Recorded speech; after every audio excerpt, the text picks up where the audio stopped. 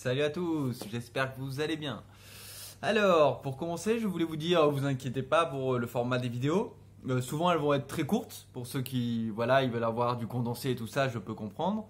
Les deux dernières, je les avais fait plutôt très longues quand même, 20 minutes, on va l'estimer, alors que j'aime bien faire 5 minutes, comme il aurait dit Einstein, hein, si vous arrivez à expliquer un truc en 5 minutes à un gamin de 5 ans, c'est que vous avez compris la notion. Mais de temps en temps, il y a des sujets qui méritent plus de temps quand même. Et surtout, ceux-là, ils étaient importants pour moi, donc c'est un honneur de le voir comme un entraînement pour raconter l'histoire. Alors, aujourd'hui, nous allons voir comment, quand on est dans plusieurs endroits en même temps du corps, en fait, on brise en un sens la pensée. C'est ce qu'il entend dans les CAD par vous cherchez la conscience totale. J'avais écrit un petit livre, pas publié, hein, tout ça, mais pour un délire il y a longtemps, qui s'appelait 27 formes de méditation, où j'avais recensé en fait toutes les manières de méditer que je pouvais entrevoir pour vraiment montrer à quel point c'était quelque chose de vraiment disponible pour tout le monde et pas de bloqué, on va dire, pas de complètement bloqué, ouais, j'ai pas l'autre terme maintenant, c'est pas grave. Et du coup, c'est vraiment, il y a autant en un sens de manière de méditer qu'il y a d'hommes sur Terre.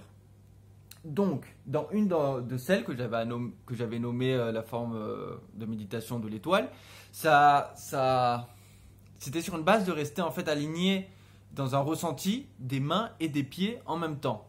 Et de la tête en dernier. Ça faisait comme si on était, vous savez, le truc de Da Vinci là, une étoile quoi, tout simplement.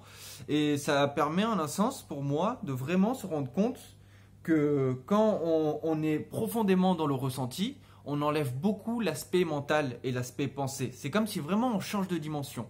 Et là, comme j'ai entendu récemment dans le journal d'Alain Christophe, que un de ses maîtres lui avait dit que s'il arrivait à se concentrer sur 4 endroits en même temps, il allait briser le mental en un sens. Et ça m'a fait tout simplement un écho merveilleux sur cette technique-là qui se vit naturellement pour moi dans sous d'autres formes, on va dire, par exemple avec les respirations Wim Hof qui font vraiment un ressenti incroyable à l'intérieur. Eh bien, vous êtes tellement branché sur le ressenti ensuite que naturellement vous savourez cette présence et cette vibration, ce feu qui est en vous, sans même avoir à penser.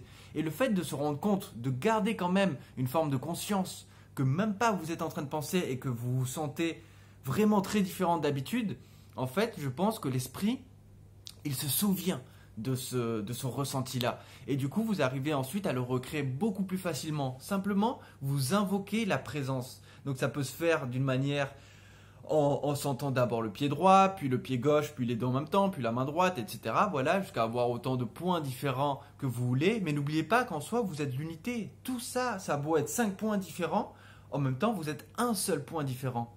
C'est ça qui est encore un paradoxe qui je trouve vraiment merveilleux. Vous pouvez, en ce sens, détendre complètement les muscles, que ce soit dans la respiration Wim Hof, dans la méditation ou dans d'autres formes, et simplement sentir ce qui se passe au niveau de la détente lorsque vous expirez. Et lorsque vous inspirez, sentir simplement ce qui se passe à l'intérieur lorsque vous inspirez. C'est comme si c'était deux types d'énergie différentes, yin et yang en un sens.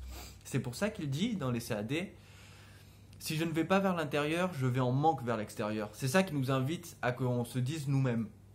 Parce que voilà, si vraiment on arrive à aller vers l'intérieur, on se rapproche de cette conscience totale. C'est pour ça que dans les CAD, il nous invite à vraiment aller chercher cette conscience totale par l'entraînement de la présence. Et il nous dit qu'en fait, c'est comme si à chaque fois qu'on était présent au niveau de chacun des chakras, on était en train de dynamiser ce chakra en question et ce qui représente au niveau de l'unité. Admettons, chakra racine, ça va être vraiment la présence, la survie, ça va être l'être. La sensation pour moi d'être.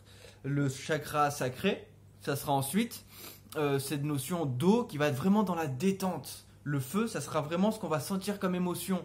Le cœur, ça sera vraiment la base d'amour qu'aura tout ressenti en nous-mêmes. Donc tout ça, ça peut sembler compliqué à le voir comme un seul point, mais c'est là où c'est très intéressant, c'est que ça peut être un seul point en fonction de quelle méthode vous trouvez-vous. Et ça, vous le trouverez dans ce qui ravit tout simplement vos caractéristiques, tout simplement. Moi, ça va être largement la méthode Wim Hof, l'exposition au froid, la méditation brute en étant sur le dos et juste en méditant, la méditation musicale, ça a été jadis d'autres formes de méditation qui peuvent être le chant, qui peuvent être la danse, le tango, qui peuvent être énormément de choses. Même le fait de parler, c'est un entraînement, si vous voulez vous entraîner dans la rhétorique, à vous sentir que vous êtes vraiment présent dans tout le corps et que c'est de cette énergie-là, présence, que va jaillir, on va dire, l'intelligence que vous allez mettre dans vos dires. Parce qu'on ne sait pas comment fonctionnent les pensées, on ne sait pas comment on calcule ce qui vient ensuite, comment on harmonise tout ça d'une manière, on va dire, structurée, tout simplement. Donc, tout ça pour en revenir, qu'il nous invite à amener le chakra, l'énergie jusqu'au chakra le plus élevé. Mais il nous dit bien, ça ne signifie pas du tout se retirer du bas, c'est-à-dire être présent partout. Mais, comme il le sous-entend, si vous arrivez à être présent jusqu'à tout en haut, ça sera plus facile d'avoir la conscience totale parce que c'est comme si c'est une énergie qui monte et qui passe par chacun des points, comme si c'était un jeu. Et qu'ensuite vous le gardez maintenu dans un tout. Donc pour certains, ils vont bader par exemple par rapport au fait de penser. Mais en fait, vous avez le droit de penser autant que vous voulez du moment que vous êtes vraiment présent. Mais c'est là où la magie opère, c'est que plus vous êtes présent, moins vous pensez. Et moins vous pensez, plus vous êtes présent. Et ce sentiment-là de d'un coup être présent et de sentir comme ce fleuve à l'intérieur de nous-mêmes qui finit par faire un tour sur lui-même, du coup qui est une unité. Et à la fin, vous pouvez utiliser ce pouvoir de plus en plus dans tous les moments de la vie et dans toutes les choses. C'est pour ça que la méditation, pour moi, est un point clé qui est revenu dans toutes les religions, dans toutes les cultures, quand on part vers une recherche du soi profond.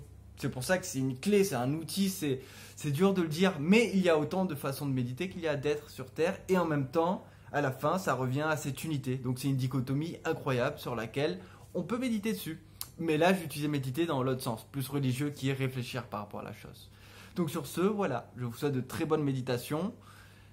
Et n'oubliez pas que vous êtes créateur, vraiment, jouez ce jeu sur le fait de ressentir que vous créez l'instant à la façon dont vous imaginez que vous allez le créer. C'est pour ça qu'il dit vous utilisez votre imagination pour tout créer. Et qu'à force de s'y entraîner, vous êtes tout simplement de plus en plus puissant sur la façon d'utiliser ces outils. Voilà, très bonne journée à vous, très bonne méditation, très beau rêve, rappelez-vous-en dans tous les sens du terme, et à la prochaine. Bye bye.